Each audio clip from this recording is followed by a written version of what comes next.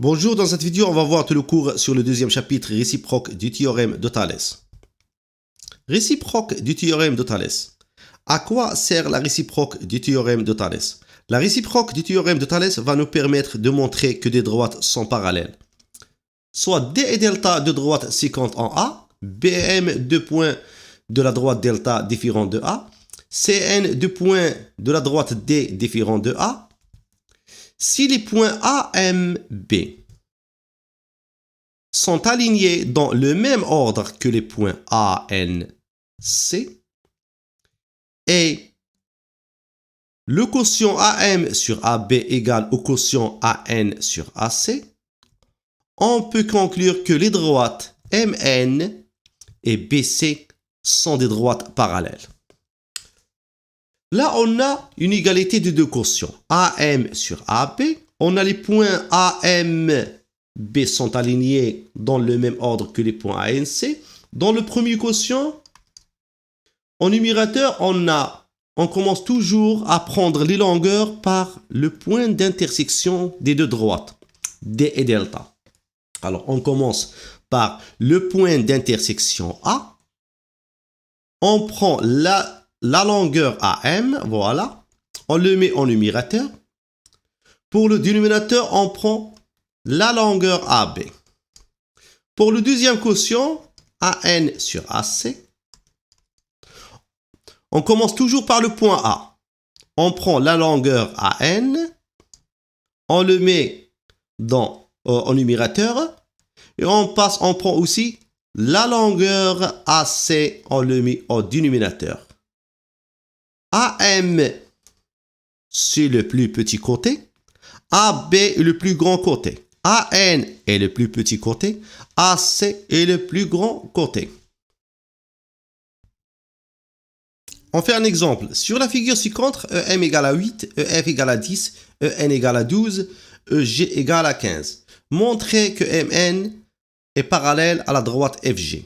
En remarquant bien la figure, on a un triangle EFG. On a les droites FM et GN 150 en E. Pour montrer que MN est parallèle à FG, on doit utiliser la réciproque du théorème de Thalès.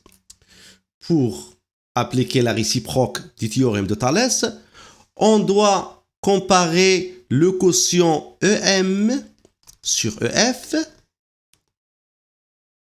avec le quotient EN sur EG. Pour le premier quotient EM sur EF, on prend le plus petit côté sur le plus grand côté. Deuxième quotient EN sur EG, on prend le plus petit côté sur le plus grand côté. Mais toujours, on prend les longueurs sur la même droite, EM sur EF. Là, on est sur la même droite EF.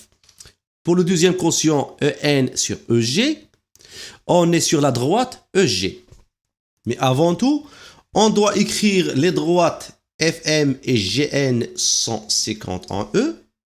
Pour la comparaison des deux quotients, on doit toujours prendre les longueurs à partir du point E. Le point E, c'est le point d'intersection des droites FM et GN.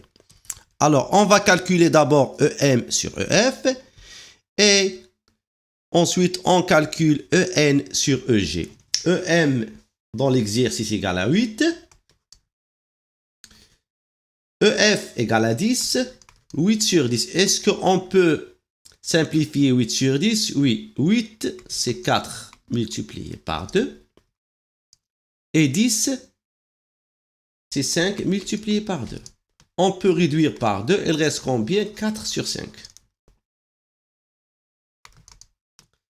EN sur EG. EN égale à 12. EG égale à combien? Égale à 15. On va voir si on peut simplifier cette fraction. 12, normalement, c'est 3 multiplié par 4. 15, c'est 3 multiplié par 5. On peut réduire par 3, alors il reste 4 sur 5. Là, on a obtenu 4 sur 5 et là, on a obtenu 4 sur 5. Cela veut dire que EM sur EF égale EN sur EG. On peut déduire que les deux droites MN et FG sont parallèles, mais on doit écrire que les points EMF et ENG sont dans le même ordre. Ensuite, donc, d'après la réciproque du théorème de Thalès, les droites MN et FG sont parallèles. On a terminé le cours théorème de Thalès. À très bientôt.